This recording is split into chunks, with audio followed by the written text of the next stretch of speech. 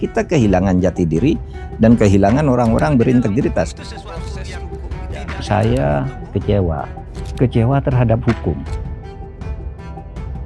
Hukum itu selalu kalah dengan politik. Kenapa? Karena hukum itu adalah produk politik. Tidak ada hukum itu yang lahir sendiri. Hukum itu pasti penguasa politik yang buat. Demokrasi tanpa hukum itu liar dan anarkis, tapi hukum kalau tidak dibangun secara demokratis itu sewenang-wenang. Demokrasi itu perlu prasyarat. Rakyatnya masih bodoh, kok pakai demokrasi? Itu yang terjadi jual beli suara sekarang di negara kita. Itu dulu Aristoteles sudah mengatakan. Kita udah ngobrol banyak Pak Mahfud. Dari 13 Mei 1957, Sampang sampai sekarang. Chapter berikutnya apa untuk Pak Mahfud? Nggak ada. Jadi saya mengalir aja. Saya dulu cita-citanya jadi dosen, tapi tiba-tiba ngalir jadi menteri gitu kan. Di dalam agama tuh ada dalil gini. Kalau Allah menghendaki sesuatu terjadi, diciptakan sebabnya agar itu terjadi.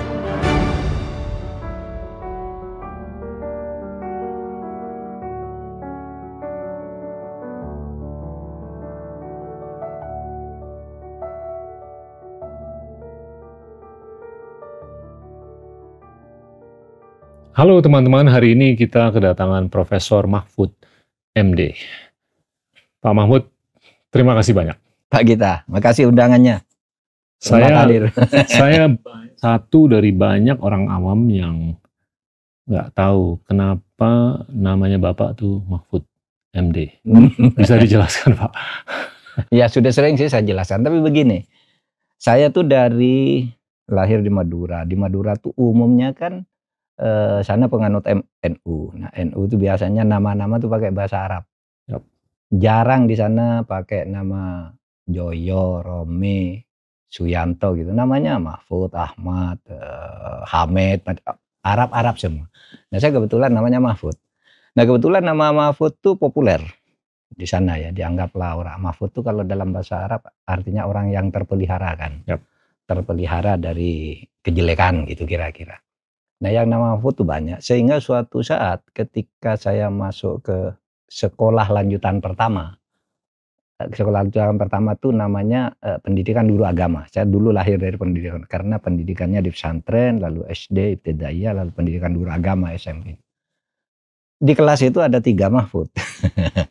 Dulu zaman saya sekolah tuh tahun 71 masuk SMP ke PGA itu. Kalau masuk kan mesti guru datang ngabsen kan. Nah, namanya absen, di absen dulu satu-satu. Ketika sampai pada nama Mahfud itu yang ngacung 3. Karena memang namanya sama.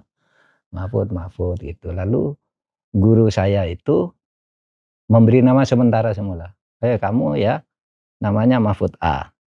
Kamu B, kamu C, ditulis di presensi. Setiap hari dipanggil Mahfud A ngacung yang satu, Mahfud B kena saya, Mahfud C yang satunya. Terus seminggu kemudian guru saya bilang, wah ini kok nama kok pakai A, B, C seperti nomor beca aja ya katanya. Lalu nama orang tuamu siapa? Gitu. Oh yang A itu namanya Musyafa. Jadilah dia Mahfud Musyafa. Nah, Mahfud B siapa nama orang tua saya? Mahmudin. Jadilah saya Mahfud Mahmudin. Yang satu, kamu siapa nama orang tua? Mahfud. Ayah saya Hasan Basri. Oh. Jadi Mahfud Hasan Basri. Sejak itu kalau dipanggil tuh sudah ngacung nama orang tua masing-masing. Nah, kemudian saya yang agak nakal. Wah, saya waktu itu kan remaja. Itu kok nama Mahmudin kurang keren ya kalau dekatkan sama Mahfud. Mahfud Mahmudin. Terus mau apa? Disingkat dong. Mahfud MD. Nah, oke, setuju Mahfud MD. Dilalah kata orang Jawa. Sesudah lulus ini lupa bahwa ini nama tambahan. Masuk di ijazah. Ijazah pada tahun 71 itu dikirim dari Jakarta. Jadi kalau salah enggak bisa diminta ganti gitu. Sudah nomor serinya itu ini enggak bisa. Oleh sebab itu nama berikutnya lalu ikut melekat nama ini sampai ke SK. Jadi dosen, jadi guru besar, bahkan jadi menteri kan nama itu yang melekat MD. Jadi Itu ketua nama. MK, jadi Itu nama resmi. biasa. Nama resmi. Biasa. Tapi bukan nama kecil ketika dilahir, nama resmi aja. Oke. Banyak orang mengira wah itu apa dikira dokter gitu ya. Medical doctor. Iya, medical doctor. Ada yang bilang ketika saya jadi Menteri Pertahanan itu, oh, ini Minister of Defense. Padahal itu ya orang-orang bergurau aja sebenarnya. Penting, ini penting nih. Moto hidup Bapak? Moto saya tidak punya moto yang spesifik selalu dipakai, tapi ajaran aja, ya pedoman di dalam hidup itu ya hidup sederhana apa adanya, gitu aja, jujur.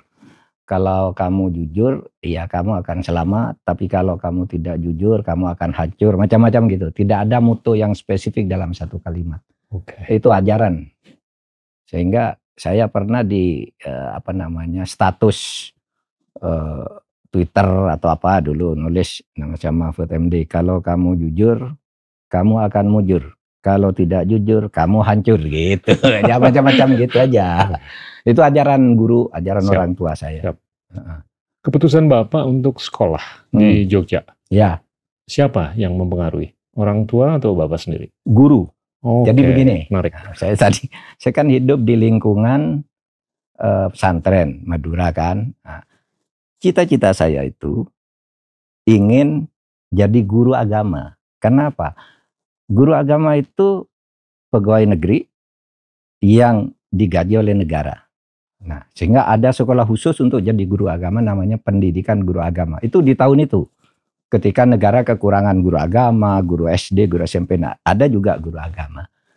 Jadi saya masuk ke pendidikan guru agama. Apa cita-cita? Jadi guru agama gitu.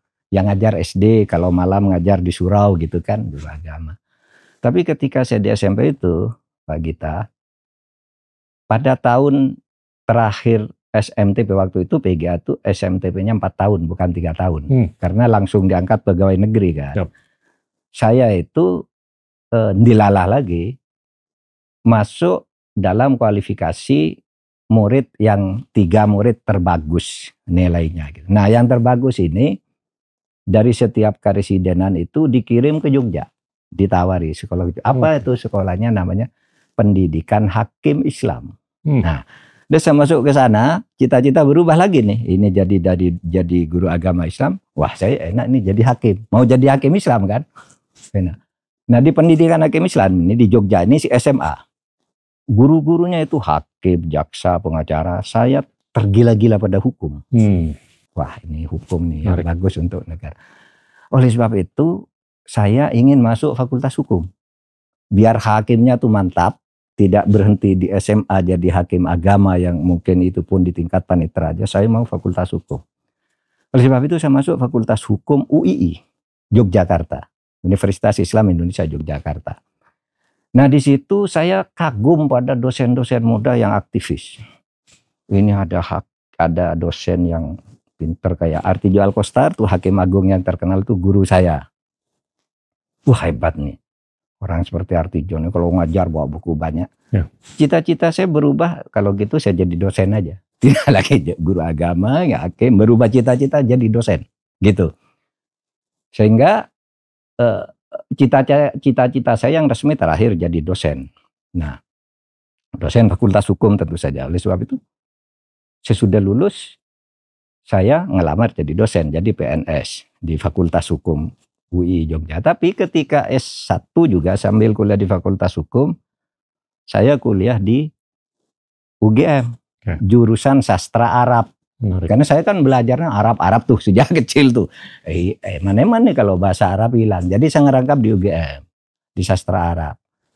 Nah, jadi saya S1 merangkap, lulus saja Fakultas Hukum. Tapi begini kemudian. Mas kita satu titik balik dari kehidupan saya kemudian masuk ke politik ya. Kalau dari sudut emosional tahun 71 saya sudah ikut-ikut mengamati politik karena orang tua saya tuh pegawai negeri tetapi juga aktivis Nahdlatul Ulama. Nahdlatul Ulama itu pada saat itu adalah partai politik tahun 71. Bukan ormas saja gitu. Nah tapi kemudian sesudah saya lulus Fakultas Hukum itu saya kecewa. Kecewa terhadap hukum. Saya bilang, apa sih gunanya belajar hukum? Saya itu tahun 82, 83. Tahun 82, 83 saya kecewa hukum, saya jadi dosen kayak gini, ngajari hukum, tapi hukum tuh tidak ada gunanya. Waktu itu kan sudah mulai merebak korupsi, merebak kesewenang-wenangan. Apa nih belajar hukum? Saya belajar undang-undang dasar sampai hafal, KUH pidana, KUHP, sudah. Saya pelajari semua, hukum tidak hidup nih di negara ini. Oleh sebab itu saya masuk ilmu politik. S2-nya masuk ke ilmu politik. Di UGM? Di UGM. Nah disitulah saya dibimbing oleh guru besar, Amin Rais itu guru saya, Yahya Muhaimin, Muhtar Masud, Afan Ghaffar terutama membimbing saya. Sehingga paham. Sehingga kesimpulannya pokoknya hukum itu selalu kalah dengan politik. Kenapa? Karena hukum itu adalah produk politik. Tidak ada hukum itu yang lahir sendiri. Hukum itu pasti penguasa politik yang buat. Gitu. Nah disitulah lalu guru saya memberitahu, kenapa Mahfud orang hukum itu selalu bingung? Karena orang hukum itu tidak tahu ilmunya sendiri, katanya. Pinter dia ilmu hukum, tapi dia tidak tahu bahwa ilmu hukum itu dijelaskan, hanya bisa dijelaskan oleh kekuasaan politik. Nah itu sebabnya lalu saya masuk S3 di bidang ilmu politik hukum. Menghadapkan dua ilmu itu, ilmu politik bagaimana, ilmu hukum bagaimana, dihadapkan jadi satu disertasi. Itulah kemudian saya lulus S3 dan mendapat gelar guru besar atau profesor di bidang ilmu politik hukum. Waktu itu saya yang pertama dan satu-satunya guru besar ilmu politik hukum yang ditugaskan oleh negara. Karena waktu itu ilmu politik hukum itu dianggap ilmu banci. Mau dibilang ilmu politik, loh ada hukumnya. Mau dibilang hukum, ini politik gitu. Maka ada ilmu politik hukum namanya. Dan saya kemudian lulus di tahun 93 dan kemudian sudah itu saya mengusulkan mata kuliah baru di Fakultas Hukum. Saya temui pada waktu Pak Muhtar Kusumaatmadja ya. Waktu itu dia Menteri Luar Negeri tapi Ketua Konsorsium Ilmu Hukum. Siap. Yang dia menentukan jenis-jenis mata kuliah di perguruan tinggi itu. Saya usul ke dia, Pak, hukum itu perlu ilmu politik hukum. Lah kenapa? Lah orang hukum tuh selalu bingung dikalahkan oleh politik. Nggak bisa itu ilmu politik, nggak bisa. Ini saya sudah nulis disertasi, metodologinya metodologi hukum. Dan kalau di Fakultas Hukum ada kuliah sosiologi hukum, ada budaya hukum, kenapa politik hukum tidak ada? Akhirnya ringkasnya jadilah ini menjadi mata kuliah wajib. Sejak tahun 94, mata kuliah wajib di S2. Itu saya lulus 93, saya langsung usul masuk, kemudian sudah itu saya menjadi orang pertama yang menjadi guru besar ilmu politik hukum. Nah sesudah itu banyak, karena sebelum itu kalau guru besar hukum seperti itu biasanya guru besar hukum tata negara, guru besar administrasi. Saya yang pertama ilmu politik hukum. Sesudah itu muncul ilmu tentang legal policy ini. Kebijakan hukum nasional itu harusnya seperti apa dan apa saja yang mempengaruhi, apa yang membuatnya gagal, apa yang membuatnya berhasil gitu. Nah saya ngejar ilmu itu kalau karir akademik dan saya merasa sebenarnya tugas saya, cita-cita saya yaitu kalau ini tadi pertanyaannya Pak Gita kan, waktu itu cita-citanya apa? Cita-cita sebenarnya sudah berhenti. Ketika saya punya cita-cita dosen, itulah standar cita-cita saya dan saya sudah mencapai puncak tertinggi di bidang akademik dengan menjadi guru besar. Dan rektor juga kan? Iya pernah rektor gitu. Menurut saya tidak ada, sehingga saya lalu menghajati jabatan-jabatan saya itu. Kalau dalam ilmu hukum itu Pak Gita, ada istilah ultra petita. Ultra petita itu satu pemberian pengadilan di luar yang diminta, dilebihkan gitu. Misalnya Pak Gita gugat saya ke pengadilan, Pak Mahfud tuh punya hutang ke saya selama sekian, bentuknya ini jumlahnya 100 juta misalnya. Sudah diadil pengadilan, sesudah dipelajari Pak Gita itu, hutang Pak Mahfud ke Pak Gita itu 125 juta. Hakim yang nambah, padahal mintanya cuma 100. Itu namanya ultra petita. Melebihi dari yang diminta. Saya merasa yang saya minta itu sudah selesai. Tapi sesudah itu, namanya Tuhan mengatur ya, tiba-tiba jadi menteri. habis jadi menteri ke DPR, habis ke DPR ketua MK, jadi menteri lagi. Saya anggap ini ultra petita nih. Ultra petita, pemberian Tuhan yang lebih dari yang saya minta. Saya hanya minta jadi dosen dan udah selesai. Nah, oleh sebab itu lalu saya menghayati, ya sudah, ini sudah selesai semua. Saya sekarang kembali ke Indo lagi. Standar cita-cita saya kan di sini. Siap. Nah sekarang saya kembali ke situ. Saya sudah jadi Menko Polhukam. Itu perjalanan cita-cita saya, jadi berubah-ubah lah. Tidak punya satu cita-cita tunggal. Bapak ini sangat menguasai ya filsafat, hukum Islam dan konstitusi, Pancasila dan lain-lain. Untuk orang awam tuh gimana sih Pak? Untuk mencoba, ada nggak sih peluang untuk merekonsiliasi antara hukum atau filsafat hukum Islam dengan Pancasila atau dengan konstitusi jadi begini.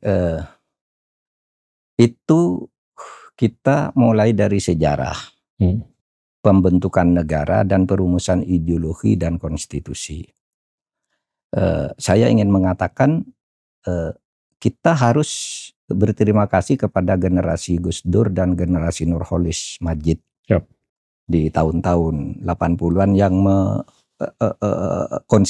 merekonsiliasi hubungan-hubungan. Karena gini, pada tahun 1945 itu ketika akan didirikan negara, kan ada kelompok yang tidak mau negara Pancasila, ada kelompok yang tidak mau negara agama. Itu kan pertentangannya keras. Dan pertentangan itu sebenarnya bukan tahun 45. Pertentangan antara Nasir dan Muhammad dan Bung Karno di tahun 38, polemik terbuka. Nasir minta negara Islam karena waktu itu negara udah kan merdeka, udah dijanjiin merdeka, sudah ada bayangan merdeka lah. Soekarno enggak bisa, kita enggak boleh mendirikan negara agama. Nasir pokoknya negara Islam gitu. Terus pertentangan ini dibawa ke proses pembentukan negara. Badan Penyelidik Usaha Persiapan Kemerdekaan itu yang bersidang sejak Mei, ya, sejak bulan Mei sampai Agustus, itu terlibat pertentangan ideologi. Satu kelompok Islam, dua kelompok nasionalis. Yang nasionalis itu Islam hebat-hebat juga ya. Bung Karno itu kurang apa Islamnya, lebih hebat dari Kiai menurut saya. Bung Hatta juga, Yamin juga, tapi dia ingin negara bukan negara agama.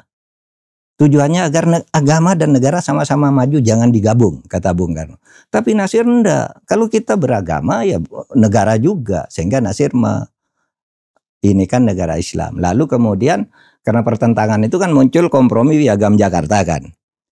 Nah, mungkin sebagai kesadaran sejarah bagi teman-teman di NU misalnya, adalah salah ketika orang mengatakan NU itu sejak dulu menolak negara agama.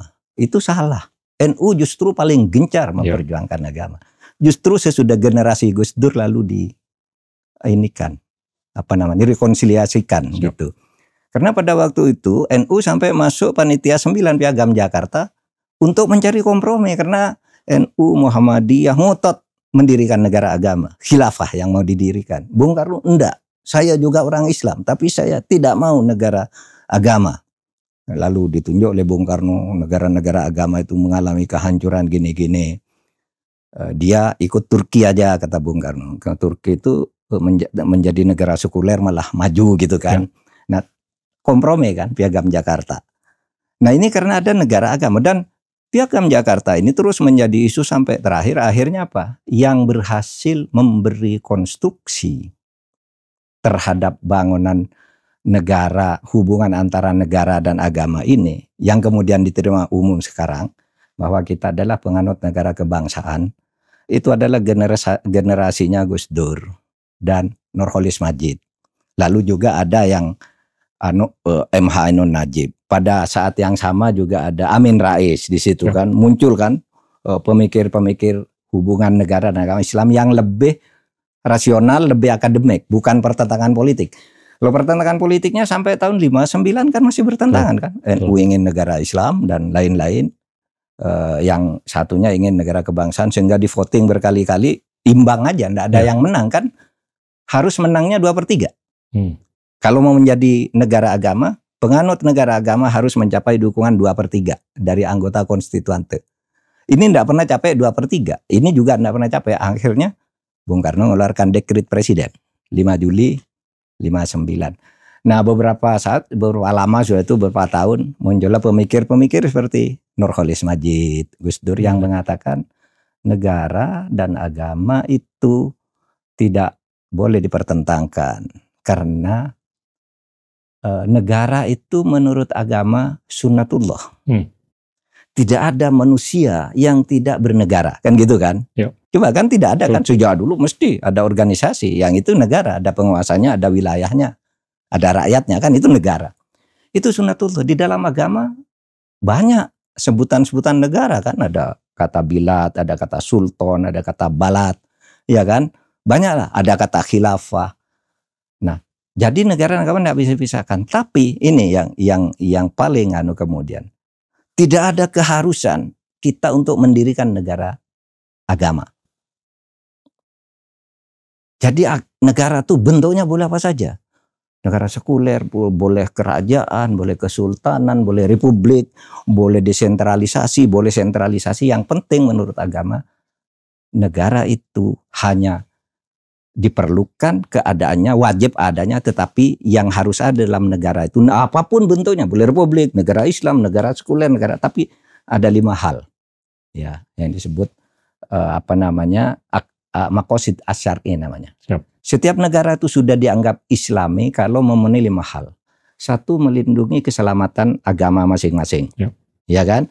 Melindungi keselamatan jiwa orang, melindungi harta benda orang, melindungi kesehatan akal, ya, dan melindungi kemurnian keturunan. Di Indonesia sudah ada semua, kata Gus Dur dan Cak Nur. Coba, Anda jiwanya sudah dilindungi, mau beragama sudah dilindungi, gitu. Hartamu kalau dicuri orang ada hukum yang menegakkan, gitu. Agar keturunanmu bersih ada hukum perkawinan, sudah dilindungi. Agar otakmu tidak rusak, sudah diatur makanan-makanan dan minuman yang kalau menurut kamu tidak baik jangan dimakan. Sudah ada hukumnya semua. Jadi kata Gus Dur dan Cak Nur ini sudah Islami. Nah itu kemudian yang saya kembangkan di dalam hukum tata negara, pikiran seperti itu. Saya latar belakangnya pesantren. Jadi tahu pikiran-pikiran yang tradisional. Ya, di pesantren cara memandang negara dan bermasyarakat. Lalu saya kembangkan di dalam hukum tata negara. Nah ini pertanyaan Mas Gita tadi, Pak Mahfud bisa melakukan rekonsiliasi atau reintegrasi antara hukum umum dan hukum agama. Nah, jadi begini saya cerita. Saya mengkonstruksi negara dan agama itu begini. 1, adanya negara itu wajib hukumnya. Tapi bentuk negara itu pilihan masing-masing bangsa. Apa buktinya? Pertama, di dalam Al-Quran dan hadis tidak ada kata republik, tidak ada kata demokrasi. Boleh demokrasi, boleh monarki, boleh apa saja, boleh kaisar. Tidak ada. Saya tanya, apa ada di Al-Quran atau hadis sebagai sumber primer bahwa negara itu harus demokrasi atau kerajaan atau monarki gitu? Tidak ada yang nemukan dalilnya. Kalau begitu boleh kan? Lalu Pak, kan Nabi Muhammad mendirikan negara. Kenapa tidak mendirikan negara seperti Nabi Muhammad? Haram itu hukumnya mendirikan negara seperti Nabi. Kaget orang kan. Kok Pak Mahfud bilang? Pak Mahfud tuh kok bilang mendirikan negara seperti Nabi haram gitu. Kan ada dalil.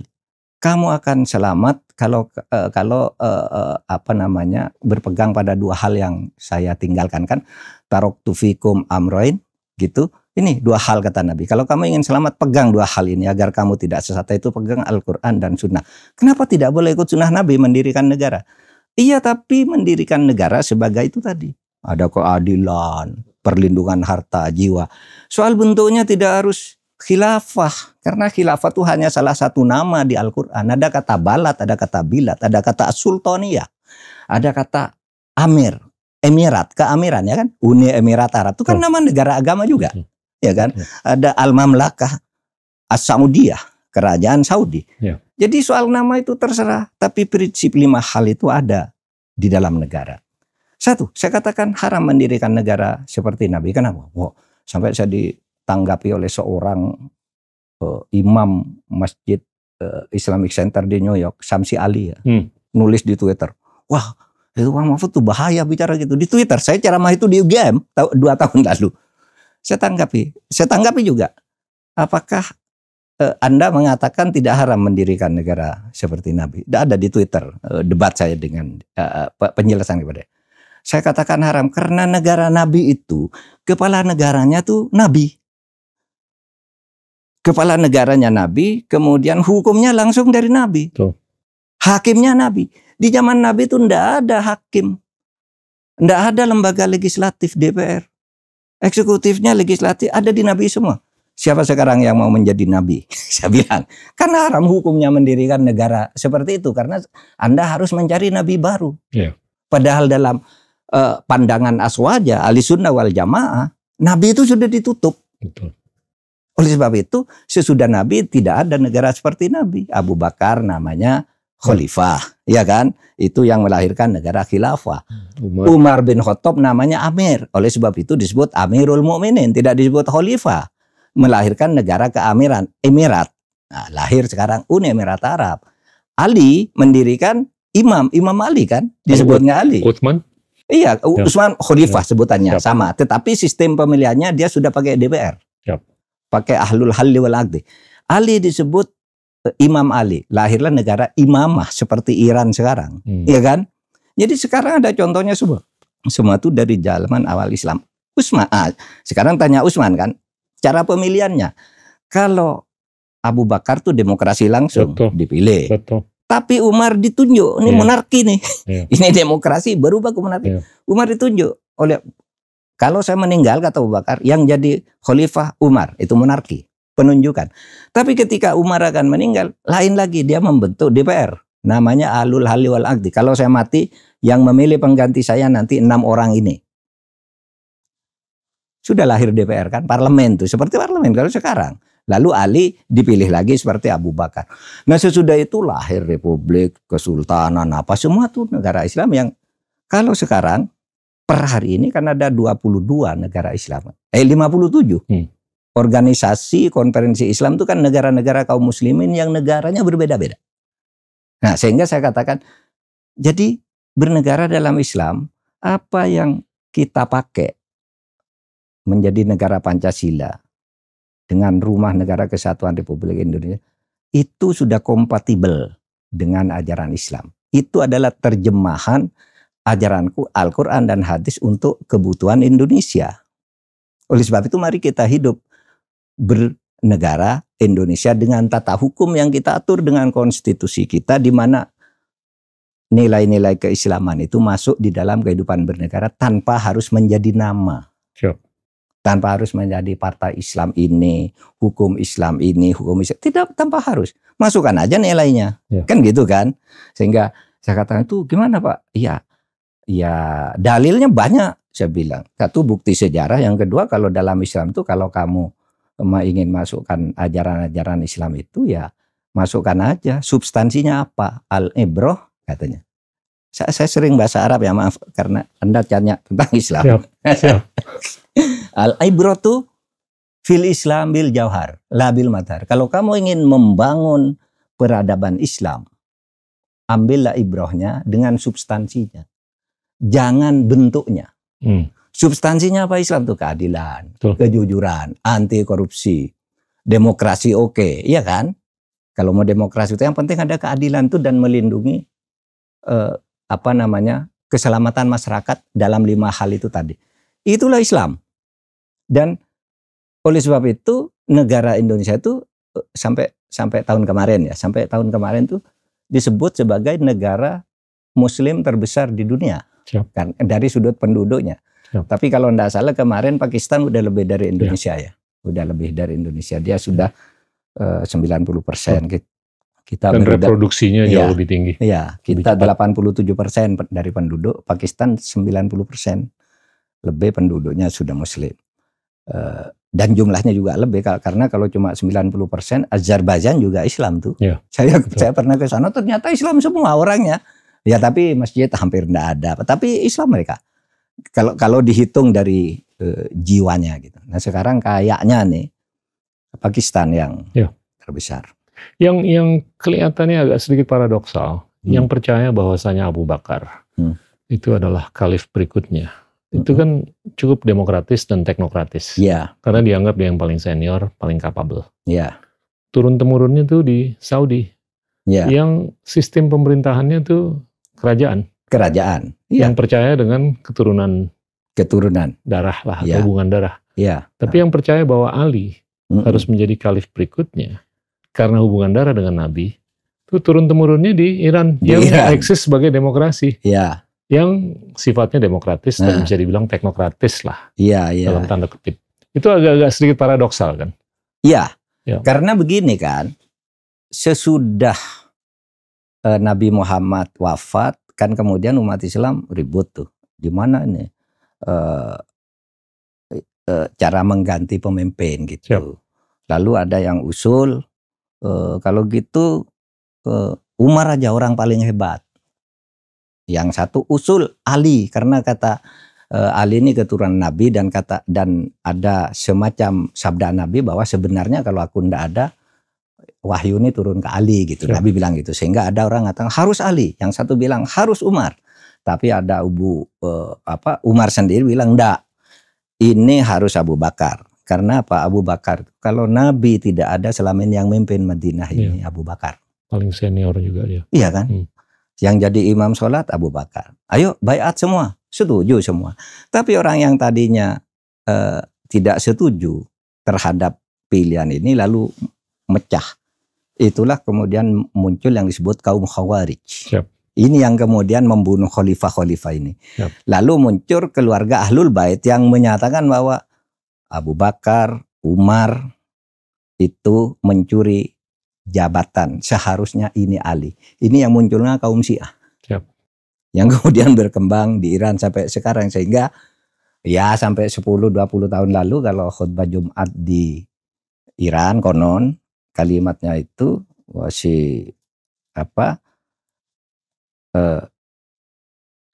terkutuk Abu Bakar dan Umar, ya kan, dibilang terkutuk dan dimaki-maki. Bahkan istri kesayangan Ali yang disebut Aisyah itu disebut pelacur di Iran itu, orang-orang Syiah yang keras gitu.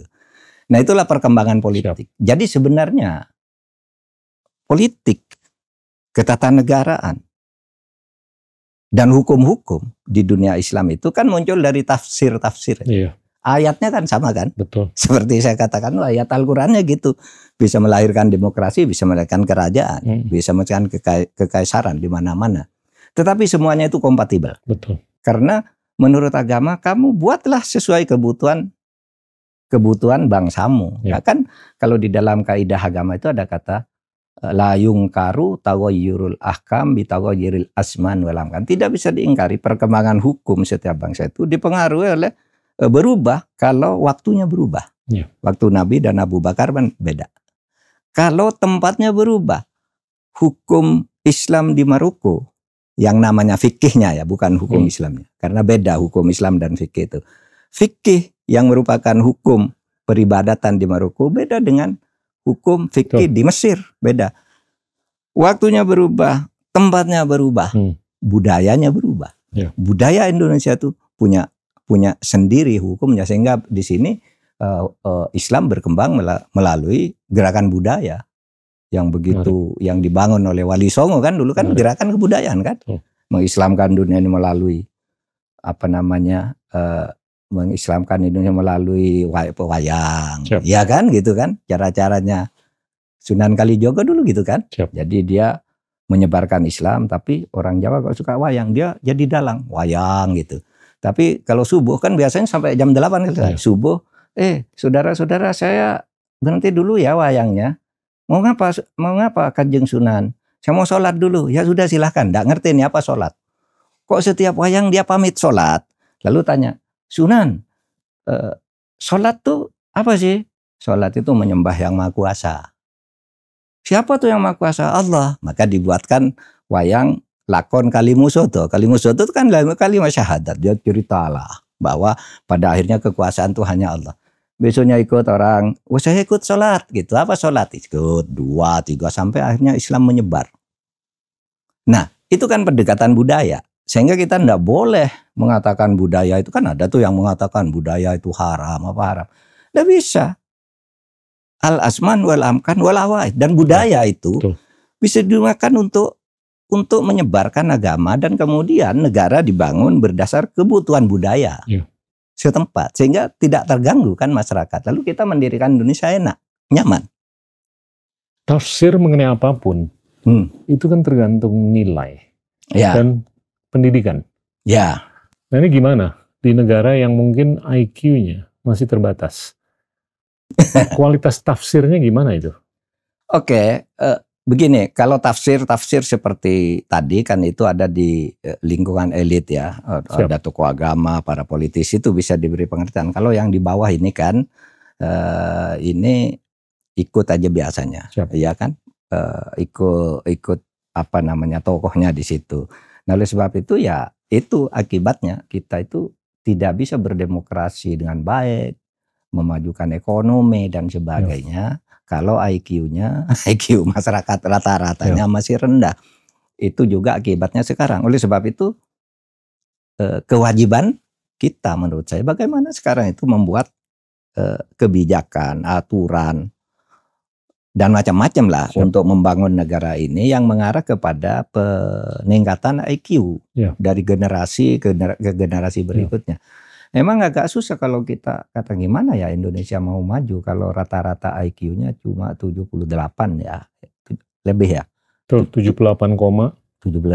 Singapura, Korea Selatan 105, 106, Ashkenazi, Yahudi 114. Iya, mereka rata-rata tidak kreatif, tidak inovatif, dan ya sudah ini aja gitu kan. Jadi menjadi fatalis juga kan kadang-kadang. Ya sudahlah. Ini dari Tuhan katanya. Nasib apapun dari Tuhan. Nggak maju-maju kita. Tapi saya optimis ya generasi kita ini akan lebih maju lagi termasuk IQ-nya. Karena begini, sesudah Indonesia merdeka ini kan terjadi mobilitas sosial vertikal yang sangat dahsyat ya. Dulu Pak Gita tahun 70-an saya masih sekolah SMP, baru mulai sekolah SMP saya tahun 71, kan orang Islam itu terbelakang ya. Ada sekolah umum, sekolah agama. Yang sekolah agama itu eksklusif, nggak boleh jadi ini, nggak boleh kerja ini. Sementara yang umum ada SMEA, ada SPG, ada apa macam-macam. Karena dulu orang Islam itu memang sejak zaman penjajahan Belanda dikesampingkan. Tetapi begitu merdeka kan ada kebijakan. Orang Islam tuh sekarang sekolahnya ke sekolah umum, orang umum ingin sekolah agama ke sekolah agama. Ada kebijakan menteri waktu itu, Menteri Wahid Hasyim dari NU dan Bahadur Johan. Bahwa sekolah SMA itu sama dengan aliyah, ibtidaiyah itu sama dengan SD negeri. Sehingga boleh silang sekarang sekolahnya. Itu kebijakan tahun 52. Tahun 60-an sudah banyak sarjana muda kerja di kantor pemerintah. Tahun 70 banyak sarjana hukum, dokter, insinyur itu dari pesantren. Orang Islam yang tadinya dianggap tidak bisa kerja. Nah di tahun 90-an ini sudah naik menjadi pejabat eselon 1, eselon 2 sehingga ya 90-an itu di kantor-kantor pemerintah, di sekolah berdiri kan masjid-masjid dan sebagainya gitu. Nah, banyak sekarang universitas Islam negeri yang tidak lagi hanya belajar agama itu sudah ada 27. UIN namanya, Universitas Islam Negeri. Bukan hanya belajar fikih, bahasa Arab, tapi sudah kedokteran, sosiologi, apa macam-macam di situ. Itu sudah 27. Artinya apa? Mobilitas sosial kita itu tinggi, bagus. Nah, dan ini akan mendongkrak terus secara pelan-pelan peningkatan IQ menurut saya. Karena pendidikan akan lebih terencana. Kemudian syarat-syarat untuk membangun IQ sejak masih embrio manusia itu sekarang udah mulai dibangun juga oleh pemerintah kan, untuk menghindarkan mengurangi stunting, mengurangi kemiskinan, kan pada akhirnya itu akan memberi kesehatan pada piranti-piranti yang kita butuhkan untuk menjadi orang cerdas. Kita ini udah memutuskan untuk eksis sebagai demokrasi. Iya. Kalau kita mengacu ke teori atau ajaran dari Aristotle, dia akan mengembangkan ada 3 sampai 6 tipe pemerintahan. 3 yang utama itu kan, yang pertama monarki. Dikuasai, dikontrol oleh satu orang. Yang kedua aristokrasi, dikontrol oleh beberapa orang. 3 politi. dikontrol oleh banyak orang. Nah, demokrasi ini, politik kan. Menurut Bapak itu gimana sih kualitas demokrasi sekarang di Indonesia dan di seluruh dunia? Oke. Mungkin saya coba tambahkan dengan observasi bahwasanya elektorat kita 93% tuh pendidikannya nggak sampai S1. Rumah tangga kita 88% pendidikannya nggak sampai S1. Jadi bagaimana kualitas mereka bisa memilih isu atau orang yang benar untuk menyongsong demokratisasi ke depan. Ya. Ini diskusi agak ilmiah nih. Gini, teori tentang bentuk-bentuk negara atau bentuk-bentuk pemerintahan yang dikembangkan oleh Aristoteles itu kan terus berkembang. Dulu dia menyebut intinya 3, tapi kemudian menjadi 6 kan. Apa tadi, monarki, satu orang yang baik, aristokrasi hanya beberapa orang tapi baik. Lalu sebelum politik itu ada namanya oligarki, plutokrasi. Iya, oligarki, lalu politik, lalu demokrasi. Sudah demokrasi ada namanya tirani lagi. Itu bentuk. Nah, menurut Aristoteles ya, demokrasi itu bukan pilihan yang bagus. Iya kan? Bagi Aristoteles yang bagus itu aristokrasi digabung dengan demokrasi. Karena demokrasi itu perlu prasyarat. Kalau Anda rakyatnya masih bodoh tadi, rakyatnya masih bodoh, kok pakai demokrasi? Itu yang terjadi jual beli suara sekarang di negara kita. Itu dulu Aristoteles sudah mengatakan. Kenapa? Ini kata Aristoteles ya. Kenapa saya tidak setuju demokrasi, kata Aristoteles, tanpa digabung dengan aristokrasi atau politik. Politik itu harus diatur dengan konstitusi kan. Kenapa saya tidak setuju demokrasi hanya begitu saja? Karena di demokrasi itu hanya akan melahirkan demagog.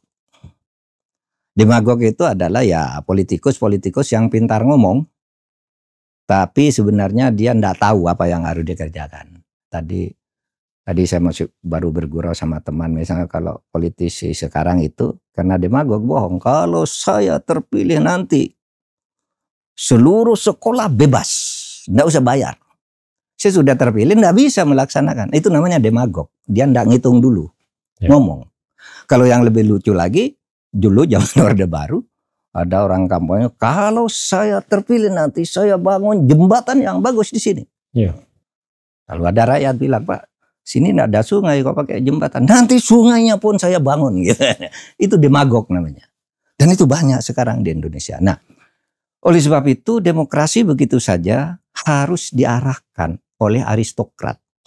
Aristokrat itu ya elit-elit politik kelas menengah lah, kayak kita lah, yang harus mengarahkan ini sampai pada satu situasi di mana tingkat pendidikan masyarakat itu maju.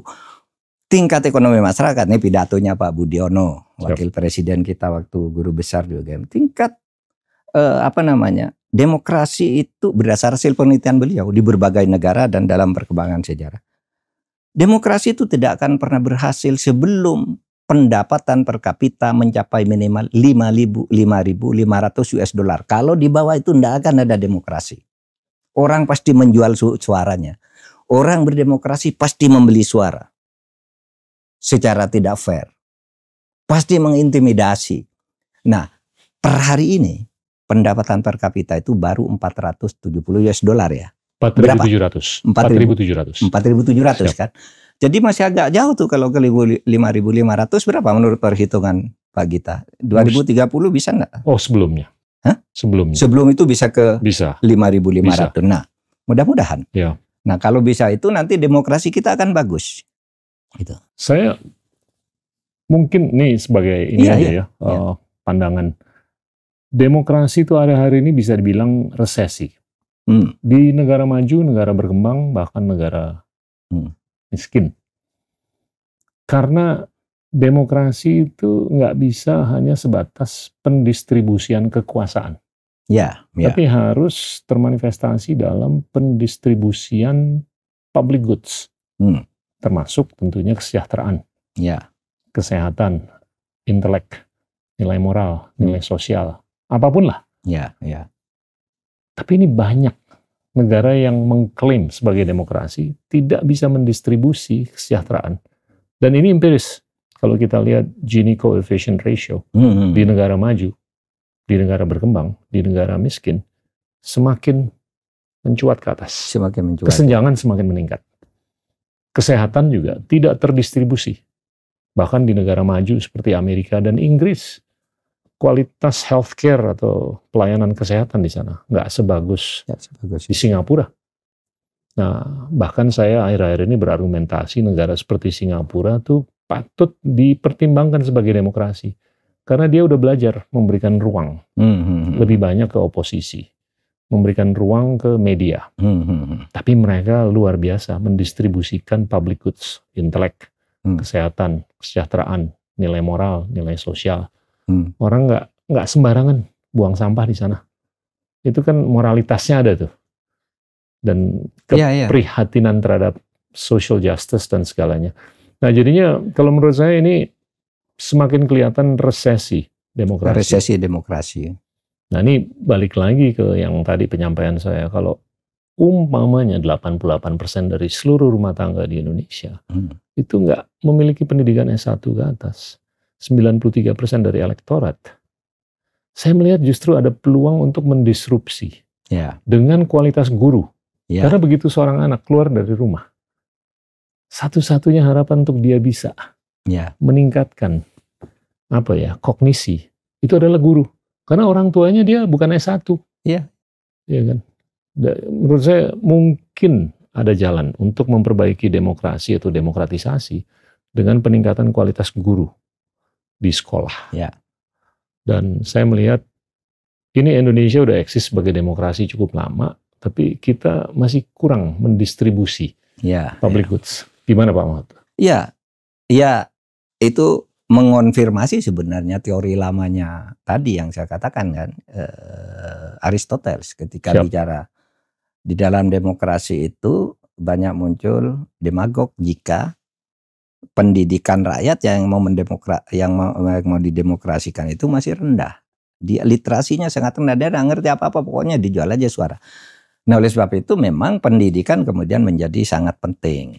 Nah itu sebabnya karena kesadaran akan itu dulu lalu kan kebijakan anggaran pendidikan untuk kesejahteraan guru, kemudian perguruan tinggi dan sebagainya itu lalu ditetapkan di konstitusi. Minimal 20% dari APBN harus untuk pendidikan kan gitu. Sebenarnya untuk menjawab hal itu agar pendidikan ini menjadi lebih bagus.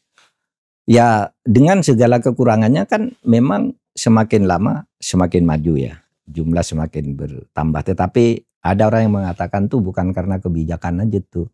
Karena sebenarnya kemajuan masyarakat tuh terkadang linear aja. Bukan karena pemerintahnya baik, tapi tidak bisa menghindar menjadi bertambah baik. Tapi oke lah, pokoknya kita punya negara dan kita akan terus-menerus maju. Nah satu hal yang menurut penting, demokrasi itu akan menjadi liar kalau tidak dikendalikan dengan baik. Dulu waktu saya belajar hukum tuh ada adagium.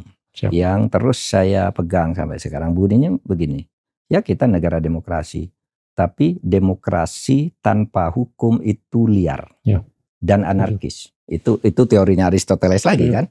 Demokrasi kalau dibiarkan kan anarki gilirannya. Kalau sudah anarki muncul tirani dilawan muncul monarki kan gitu. Itu siklesnya kan, siklus perubahan pemerintahan menurut teori Yunani kuno itu.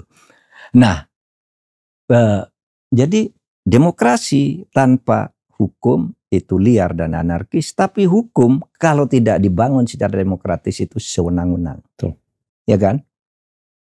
Ini kita alami semua. Di saat awal-awal kemerdekaan kita tergila-gila dengan demokrasi. Sehingga banyak pemberontakan, banyak ini macam-macam kan. Sehingga dibangun, udahlah oleh Orde Baru pada waktu itu kita kembali ke negara hukum, tegakkan konstitusi kan gitu. Nah ini kemudian konstitusi itu dikawal oleh kekuasaan, hukum dikawal oleh penguasa, kemudian hukumnya yang lebih tinggi dari demokrasinya. Terjadi sewenang-wenang kan.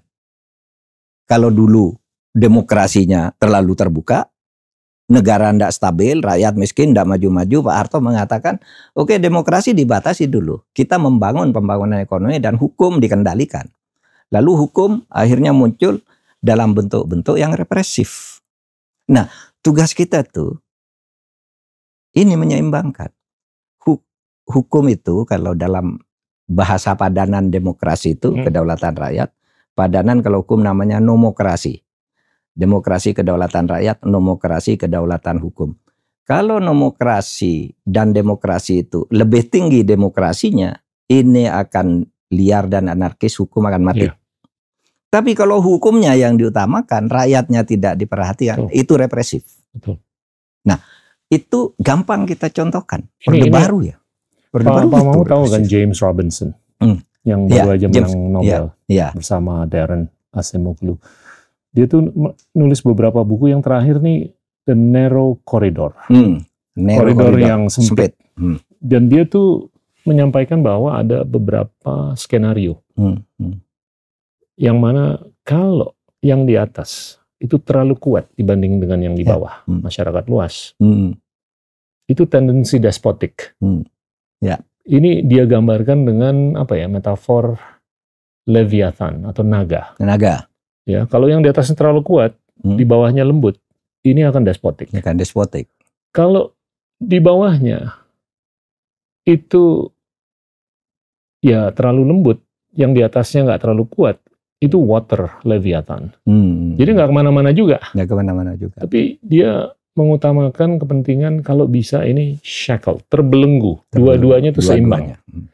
Tapi kuncinya yang dia sampaikan itu adalah penegakan hukum. Nah itu penegakan hukum kan. Penegakan hukum yang bisa menyeimbangkan antara yang di atas dengan yang di bawah untuk mengaktualisasikan nilai apapun, nilai ekonomi, nilai budaya, nilai sosial, nilai spiritual, nilai teknologi, apapun. Membangun keseimbangan ya. Betul. Hukum.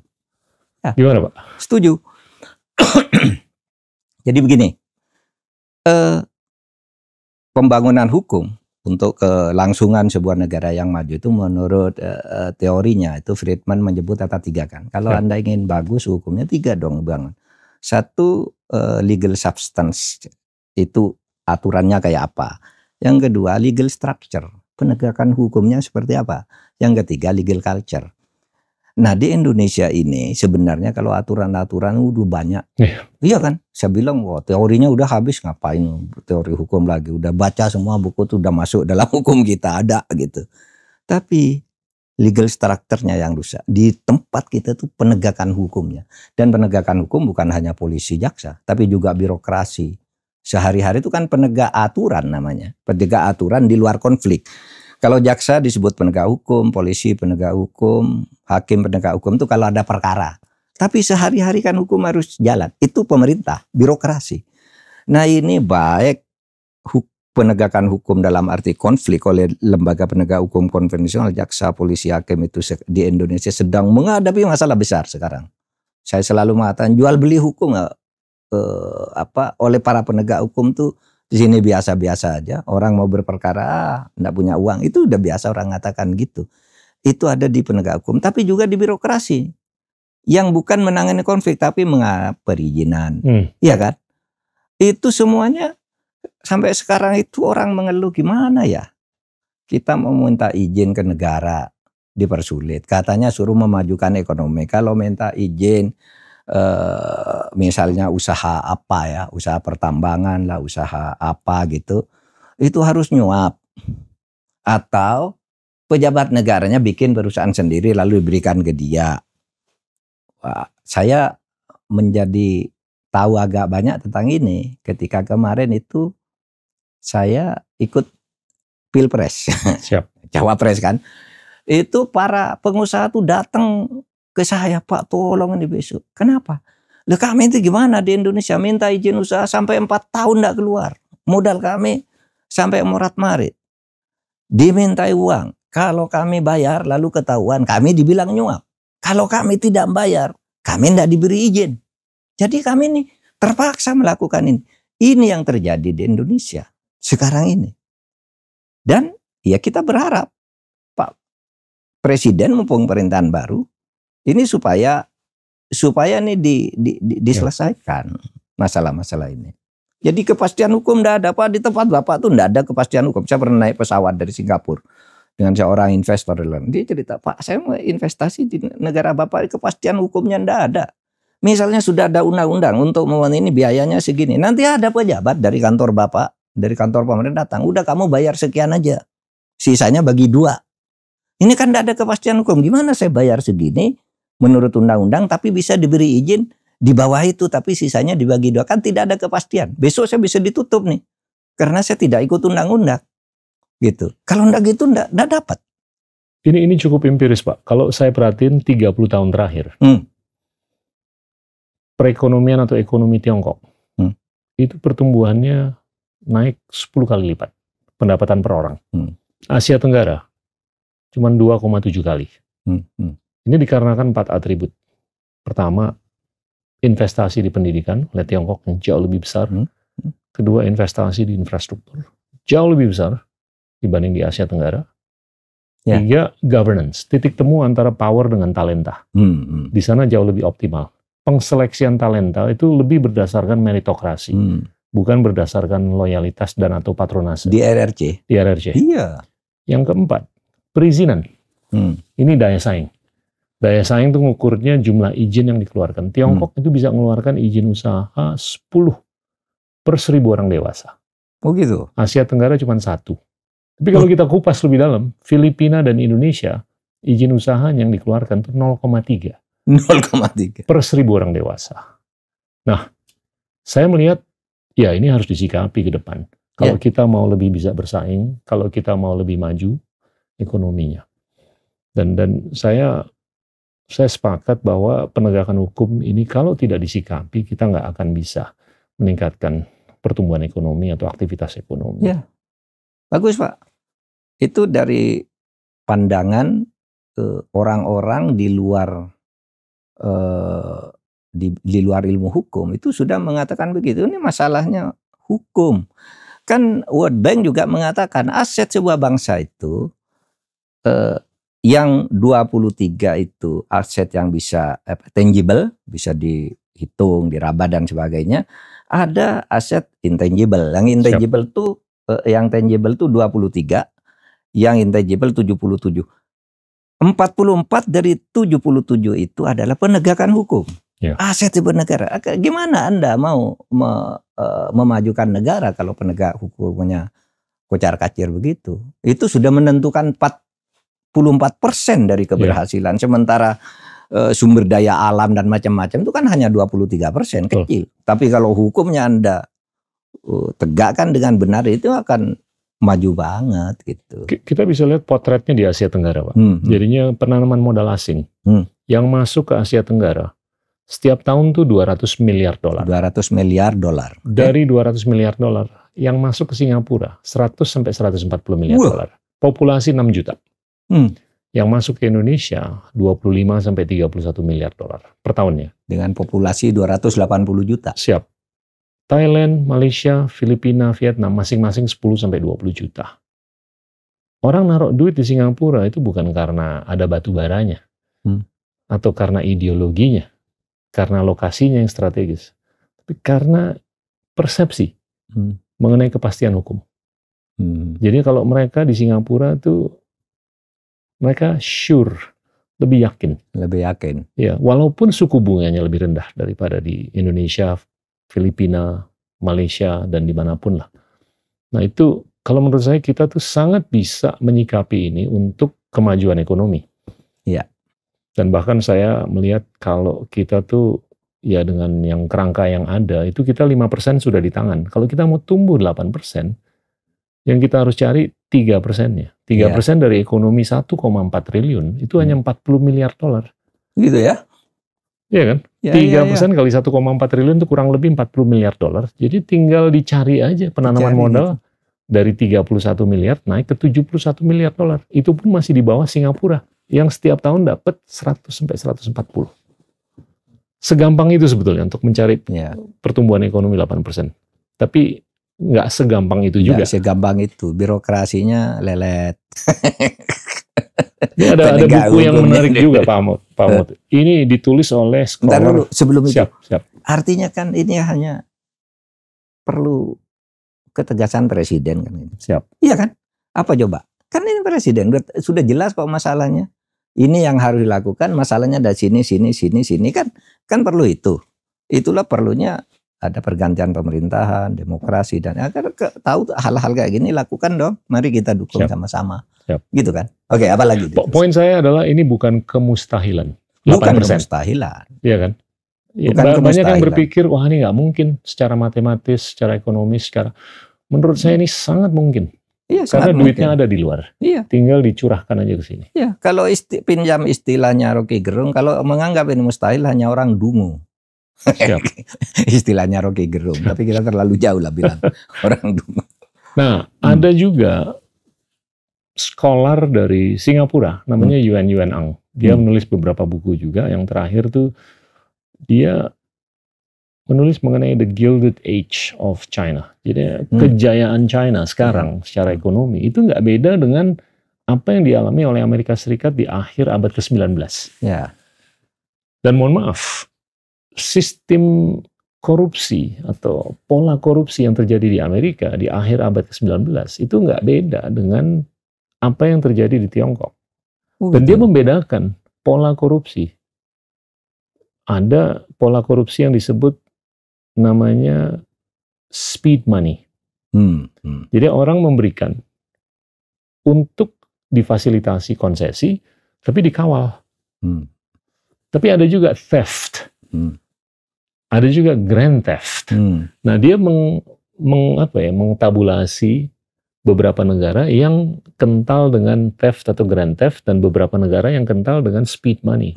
Nah, kemajuan ekonomi di beberapa negara itu kalau ada korupsinya itu lebih berkaitan dengan theft atau grand theft. Dengan speed money. Jadi kalau orang atau investor disuruh ngasih duit, dia sih oke-oke aja selama difasilitasi konsesi, terus dikawal sampai penyelesaian proyeknya. Tapi ada juga yang minta, udah dikasih, tapi nggak dikasih konsesinya dan apalagi dikasih dikawal. ke orang lain. Iya. Nah itu ya ini Yuan Ang, dia profesor di Johns Hopkins sekarang. Ya betul. Itu. Dan di Indonesia itu, ya kita nampaknya sedang mengalami gejala seperti itu kan. Orang mau investasi suruh bayar, oke, maunya kan dikawal. Tapi sebelum selesai dikasihkan ke orang lain lagi. Ini, jadi tidak ada kepastian itu tadi, ya kan? Itu dari sisi permainan hukum. Bahkan sekarang ini saya melihat hidupnya kembali yang meletakkan hukum itu sebagai dalam posisi positivistik instrumentalistik. Ini kan makalahnya Bapak tahun 2009. 2009 saya nulis tentang itu. Hukum itu sekarang saya cerita waktu zaman Orde Baru itu. Kenapa kita melakukan reformasi? Kita melakukan reformasi karena di zaman Orde Baru itu hukum diberi fungsi positivistik instrumentalistik, yaitu menjadikan keinginan pemerintah itu kalau tidak boleh dibuatkan hukumnya. Di zaman reformasi awal sampai tahun 2009 ini hampir tidak ada. Jadi keinginan kita membuat hukum itu bukan keinginan sepihak pemerintah, tapi keinginan rakyat. Dibuat hukum kan waktu itu. Dibuat hukum Mahkamah Konstitusi, KPK, semua dibuat waktu itu sampai 2009 dibaguskan hasilnya. Sesudah itu mulai muncul lagi korupsi-korupsi itu seperti tadi, jual beli jabatan dan macam-macam lah. Sehingga hukum sekarang mulai berfungsi lagi sebagai dalam fungsi positivis instrumentalistik, di mana hukum dijadikan alat pembenar. Kalau pemimpin mengatakan ini harus dibuatkan hukumnya.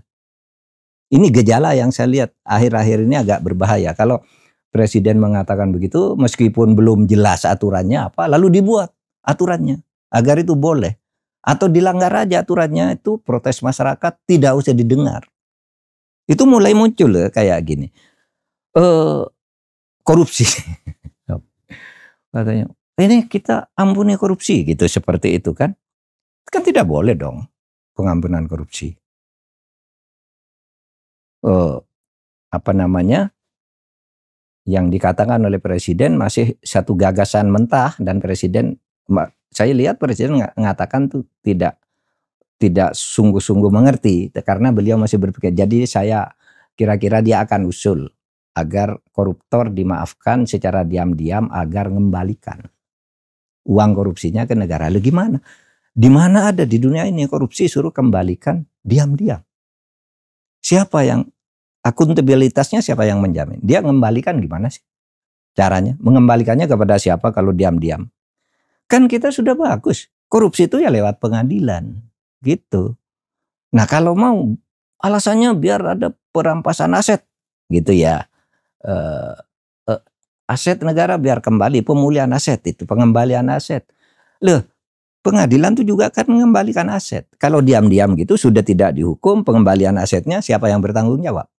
Tapi persoalannya lalu ada orang yang tiba-tiba, oh itu benar gitu. Agar kembali aset apa? Alasannya dicari-cari lah pasal yang tidak relevan. Misalnya sekarang ini ada yang mengatakan itu ada tuh di Undang Kejaksaan, di mana tindak pidana itu diputihkan melalui proses denda damai, didenda lalu berdamai. Itu ada dalam hukum. Ada, tapi itu bukan di dalam hukum korupsi. Itu di dalam hukum ekonomi. Gitu. Di dalam tindak pidana ekonomi ada undang-undang keuangan, undang-undang perpajakan, undang-undang kepabeanan, dan undang-undang bea cukai.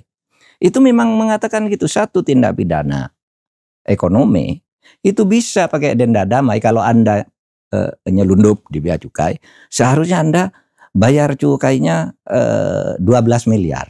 Kok Anda cuma bayar 7 miliar? Nah yang 7 ini tidak usah masuk pidana. Ini memang khusus ada, hukum khusus. Tidak hukum korupsi itu. Hukum tentang hal-hal tertentu. Kompensasi. Tindak ekonomi, iya. Udah, kamu menggelapkan 7 miliar kan, dari harusnya 14 miliar. Yang 7 ini kembalikan 5 kali lipat. Kalau setuju, bisa selesai. Itu bukan di dalam tindak pidana korupsi, di dalam tindak pidana ekonomi demi perbaikan, dan itu undang-undangnya khusus. Nah sekarang itu mau diberlakukan pada korupsi katanya. Ada di Undang-Undang Kejaksaan, memang ada, tetapi khusus untuk itu. Okay. Menurut pasal 35 khusus untuk pidana ekonomi. Kok sekarang mau masuk ke pidana korupsi? Nah menurut saya ya besok kalau gitu udah nggak usah ada penjara, ya kan, bebaskan aja semua orang, ya kan, suruh damai. Padahal Pak Gita, berapa sih jumlah koruptor di Indonesia? Kalau ini ada lagi alasannya tuh yang di DPR. Wah itu betul itu presiden. Itu positivistik insumatik. Mencari-cari alisan hukum untuk membenarkannya. Itu benar tuh presiden. Sekarang ini proses penjara kita sudah over capacity. Jadi benar itu dibebaskan, ambil uangnya saja. Saya bilang orang ini bicara dasar data. Tahu enggak data penghuni penjara itu? Sampai pertengahan 2023, saya masih di Menko Polhukam. Itu penghuni penjara itu sebanyak 263.000 orang. Penghuni penjara di Indonesia memang sudah over capacity, udah tidur di bawah, di mana dan sebagainya. Tapi 50% lebih dari 260.000 orang ini narkoba, korban narkoba. 50%. Kemudian yang 49% lebih itu adalah kejahatan lain, pencurian, pembunuhan, perampokan. Yang korupsi itu 1%. Tidak sampai 0,5%. Cuma 1.300 orang dari 2.263. Kok ini mau dibebaskan dengan alasan penjara penuh? Justru kalau saya bangunkan penjara untuk koruptor yang khusus, yang lebih keras dari penjara untuk maling-maling ayam, pembunuhan, pembegalan itu. Nah, itu saya menjadi khawatir. Ada harapan nggak sih untuk penegakan hukum di Indonesia itu seperti negara seperti Singapura gitu? Iya, kan harapannya minimum untuk membuahkan persepsi bahwa penegakan hukum di sini itu sangat bisa dipertanggungjawabkan. Iya, semestinya ada harapan. Harapan itu terletak pada janji konstitusi. bahwa negara ini negara demokrasi. Demokrasi itu selalu memberi pintu untuk terjadinya sirkulasi kekuasaan agar mengubah keadaan, kan begitu. Nah, pintunya ada, tetapi melihat situasinya sekarang begini, ya mungkin masih lama. Harapan sih pasti ada lah, kan masyarakat tuh semakin lama semakin sadar, dan orang yang merasa diperlakukan tidak adil itu pada saatnya juga akan mengelompok dan menuntut keadilan. Tentu melalui proses-proses yang demokratis itu akan selalu terjadi proses pencarian keseimbangan. Tetapi menurut saya yang terpenting dari itu leadership lah. Yang terpenting dari itu leadership untuk mempercepat itu semua. Agar harapan-harapan itu tidak melalui jalan-jalan yang liar. Kan demokrasi kalau harapannya habis, ya kan, liar dia. Mencari jalannya sendiri. Tidak pernah demokrasi itu tidak mencari jalannya sendiri kalau di dalam masyarakat yang memang sudah punya potensi demokrasi. Pak Mahfud ini produk pendidikan yang luar biasa. Enggak biasa aja. Sekolah saya biasa-biasa aja. Ke depan tuh gimana sih? Kalau kita harus melihat sistem pendidikan kita untuk membuahkan produk pendidikan yang keren banget. Kognisinya bisa dipertanggungjawabkan, terus juga daya atau kapasitas berceritanya juga luar biasa, bukan hanya di dalam negeri, tapi ke luar negeri.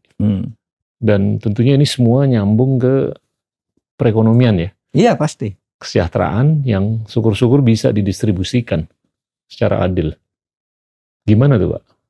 Saya bukan ahli di bidang pendidikan, sehingga teori-teori tentang itu tentu lebih banyak dikuasai orang yang mendahului itu. Ini harus bagaimana, kurikulumnya bagaimana, model pembelajarannya bagaimana, tentu sudah selalu dipikirkan dan selalu masuk di dalam pemerintahan yang baru. Tetapi saya masuk dari aspek hukumnya aja.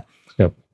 Keadilan, pemerataan pendidikan itu menjadi penting dan dikawal oleh penegakan hukum. Karena saya orang hukum.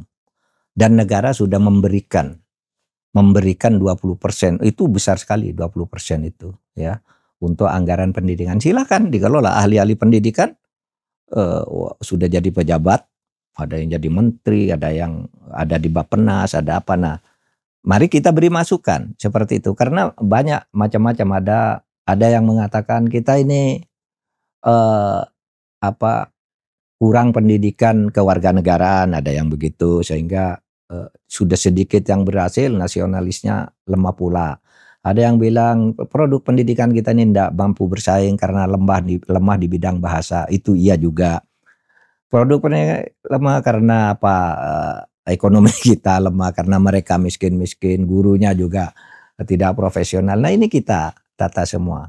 Tapi kalau dalam sebuah kebijakan yang bulat, saya belum. Bapak lebih percaya dengan kurikulum atau guru?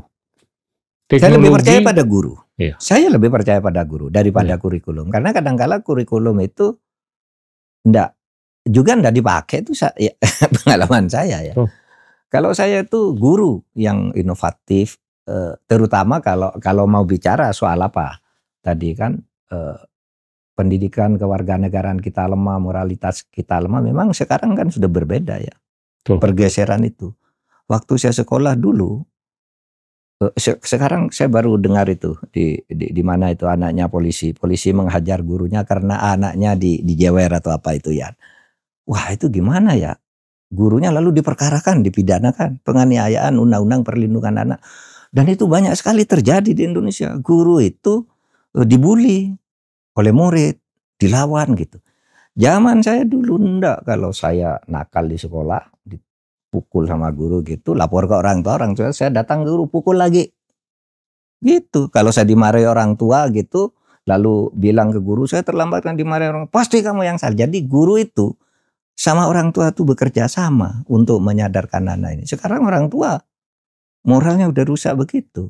Atas nama perlindungan, undang-undang perlindungan anak, atas nama HAM, atas nama apa, kita kehilangan jati diri dan kehilangan orang-orang berintegritas. Pendidikannya tidak mutu pula kan. Singapura tuh, saya menggunakan Singapura terus, tapi dia tuh bulat mengseleksi guru dari top 20% dari institusi perguruan tinggi Ya. atau institusi pendidikan tinggi untuk ngajar. Korea Selatan top 5%.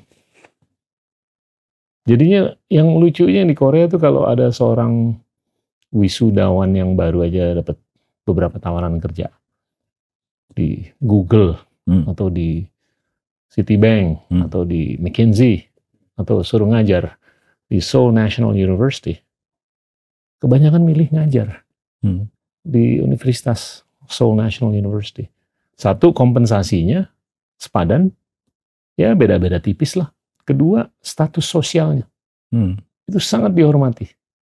Saya nggak ngelihat itu di Indonesia. Ya. Belum Kali. Dan di Indonesia kan kebanyakan yang jadi guru tuh mungkin yang nggak bisa dapat pekerjaan. Iya, jadi guru lain. Karena nggak dapat pekerjaan lain. Iya.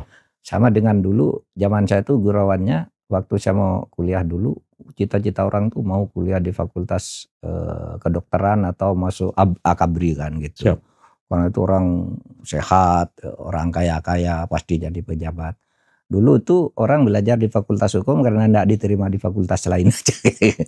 Tapi saya masuk ke sana. Ketika saya jadi dosen juga tidak banyak orang ingin jadi dosen. Orang yang pintar-pintar itu justru lari ke Jakarta kalau dari Jogja ya. Lari ke Jakarta, cari pekerjaan di Jakarta. Di sana lebih menjanjikan secara ekonomi. Kalau hukum misalnya menjadi lawyer yang banyak ini kliennya itu pengusaha besar, artis-artis dan sebagainya itu. Nggak mau jadi dosen yang sebagian besar dari mereka itu merasa itu dosen nanti aja kalau nggak diterima di tempat lain. Sehingga orang yang pada waktu itu milih menjadi dosen dan diseleksi itu ya memang orang yang memang punya jiwa untuk mendidik gitu. Pada umumnya yang melamar ke situ. Yang lain tuh kadang-kala lari ke situ aja. Saya nggak dapat di sana, nggak dapat di sana, ikut di sini gitu. Lalu yang kayak gitu mungkin yang merusak sehingga mutu pendidik kita itu tidak memenuhi syarat minimal untuk menjadi seorang pendidik. Dan itu juga guru-guru kan juga begitu ya. Orang dulu jadi guru kan biasanya kan bukan karena ingin jadi guru. Ini waktu saya masuk sekolah pendidikan guru, saya masuk IKIP waktu itu ya. Siap. Karena apa? Karena ini langsung kerja. Bukan karena dia pintar, karena langsung dapat kerja. Pokoknya lulus apapun kerja, langsung guru, langsung macam-macam gitu. Nah sebenarnya kalau sudah lebih maju seperti di Singapura, di Korea Selatan gitu ya, yang seperti tadi, ya itu diberi penghargaan yang tinggi. Saya sih melihat ini cukup berkorelasi dengan kepentingan kita untuk penegakan hukum. Ya. Kalau kualitas guru kita semakin keren, ya ini dalam batas intuisi. Saya tuh selalu berpikir bahwa orang yang nggak terlalu ngerti fisika, tapi dia jago bercerita, dia lebih bisa mengkonversi muridnya menjadi fisikawan daripada orang yang ngerti fisika tapi nggak bisa bercerita. Dan pendidikan untuk saya tuh lebih terkait dengan gimana bisa membuahkan imajinasi, bukan formulasi saja. Iya, imajinasi. Iya. Dan itu anak-anak muda tuh penting untuk mereka lebih bisa berimajinasi. Dan nggak tahu gimana saya kayak bisa ngeraba ini semua bisa nyambung ke penegakan hukum. Kalau kualitas pendidikan, kalau kualitas guru itu nggak disikapi, ya akan sulit kepentingan kita untuk mencari tadi itu shackled leviathan. Jadinya naga yang dibelenggu supaya ada keseimbangan antara penguasa dengan civil society. Kalau nggak bisa despotik untuk water. Gitu. Iya, itu tinggal teknis operasionalnya di bidang pemerintahan kan. Siap. Karena di konstitusi sudah gitu. Pendidikan tuh penting sekali ya. Bahkan salah satu tujuan bernegara itu selain soal politik agar ada organisasi, agar kita hidup di tengah-tengah ini, salah satu tujuan lainnya adalah pendidikan, mencerdaskan kehidupan bangsa. Dan itu konstitusinya, undang-undangnya begitu. Nah, kalau sekarang konteksnya Pak Prabowo kan sudah berpidato berapi-api. Nanti kalau perlu sekolah nggak usah bayar, perguruan tinggi nggak usah bayar. Kita didik guru, gaji guru naik agar bisa bekerja dengan baik. Itu kan sebenarnya sudah di tingkat statement. Bagaimana sekarang itu dijadikan kebijakan yang real. Ya, di dalam penyediaan fasilitas dan anggaran oleh negara, kemudian dikawal dengan sebaik-baiknya. Kan gitu ya ke depannya. Ini yang terakhir mungkin Pak Mahfud. Ini terkait dengan tatanan dunia yang semakin multipolar. Ya. Keberadaan kita ini kan cukup besar ya, cukup keren. Sebagai demokrasi terbesar nomor 3, populasi terbesar nomor 4, ekonomi terbesar nomor 16. Saya melihat nih tatanan dunia semakin multipolar. Semakin sulit untuk melakukan multilateralisasi. Ya, mau nggak mau kita harus lebih bisa melakukan bilateralisasi dengan negara tetangga atau negara jauh. Negara jauh. Ini kedudukan hukum kita terkait dengan hubungan internasional. Ini harus jelas juga kan. Pandangan Bapak gimana?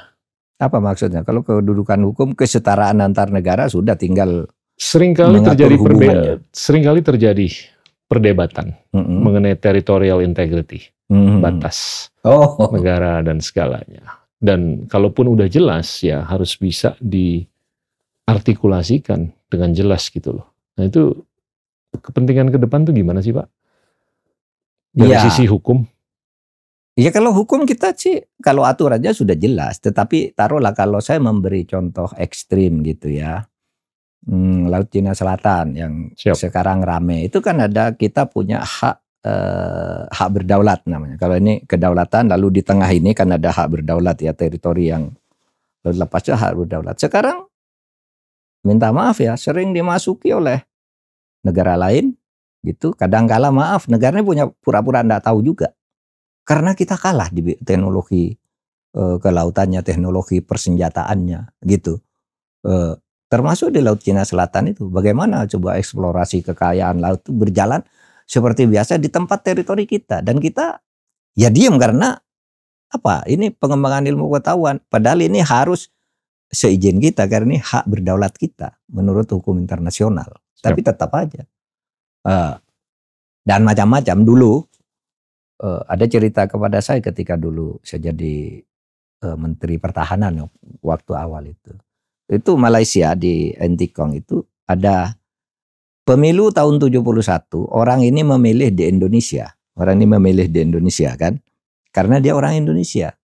Tapi pada pemilu tahun 99 dia sudah memilih Malaysia karena batas negara itu udah berpindah ke sini. Sehingga kita kekurangan ini. Kekurangan area karena kita tidak mampu menjaga ini. Malaysia bikin aja, termasuk Ambalat, Padan Digitan itu kan hilang satu-satu. Ya kemudian dibentuk waktu itu zaman saya itu ada namanya GBC ya, Joint Border Committee. Jadi komite bersama untuk membuat patok lagi gitu. Apa itu yang Bapak maksud? Kemampuan menjaga itu. Kalau hukumnya sih, hukum, instrumen, apa namanya, ya aparatnya kurang. Tapi teknologinya kita, uangnya juga kurang. Untuk menjaga hal yang begini besar. Gitu. Kalau itu yang dimaksud itu, betul, pengetahuan saya. Bahkan saya juga melihat ada kebutuhan untuk membuahkan lebih banyak lagi ahli hukum internasional. Yang paham.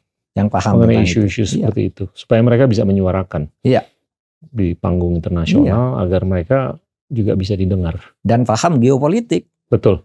Pandangan Australia tentang ini bagaimana, Cina bagaimana, sehingga ketika kita bicara ke PBB itu sinkron dengan pandangan ini. Bukan kita bicara ini karena kepentingan Australia ini kita bicara begini. Ketika bicara di PBB bertemu dengan orang yang berubah lagi karena ahlinya tidak ada yang memberi yang memberi masukan yang komprehensif. Itu penting memang, ahli hukum internasional dan ahli hubungan internasional juga. Kita udah ngobrol banyak Pak Mahfud. Iya banyak ya. Dari 13 Mei 1957 Sampang sampai sekarang. Chapter berikutnya apa untuk Pak Mahfud? Nggak ada. Nah, saya punya buku ditulis oleh teman berdasar wawancara dengan saya, itu judulnya Terus Mengalir. Jadi saya mengalir aja. Chapter berikutnya apa? Mengalir karena saya tidak pernah secara sungguh-sungguh dan terfokus untuk menjadi apa, mau pergi kemana, dan ngalir aja. Seperti saya katakan tadi, saya dapat ultraviolet cita kan. Saya dulu cita-citanya jadi dosen, tapi tiba-tiba ngalir jadi menteri gitu kan. Itu kan. Anggota DPR. Saya selalu sebagai orang beriman tuh Tuhan. Iya kan, memberi. Kan begini, siapa yang bisa memikirkan Mahfud MD itu bisa menjadi menteri, masih muda juga, tidak terkenal juga. Tapi kan di dalam agama tuh ada dalil gini, idza aradallahu syai'a haya asbaba. Kalau Allah menghendaki sesuatu terjadi, diciptakan sebabnya agar itu terjadi. Itu sebabnya Allah menciptakan situasi di mana Gus Dur jadi presiden. Ya kan? Gus Dur tahu jadi presiden, kenal saya diambil kan gitu aja. Oleh sebab itu saya merencanakan apa enggak? Ngalir aja. Jadi ya ngalir. Saya mau kemana ini ya? Ngalir. Saya kan kalau sekarang tempat saya sekarang berusia 67, sebentar lagi 68, saya kembali ke itu tadi, standar cita-cita saya dosen. Ini semua jadi menteri 25 tahun berkeliling itu kan sebenarnya tetap di sini. Nah sekarang ya kembali aja ke sini. Sebagai standar cita-cita resmi yang tertinggi kan jadi dosen, ya. Jadi dosen lagi. Kita doain yang terbaik. Amin. Terima kasih banyak. Terima kasih Pak Gita. Waduh bagus nih. Teman-teman, itulah Profesor Mahfud MD. Terima kasih. Inilah Endgame.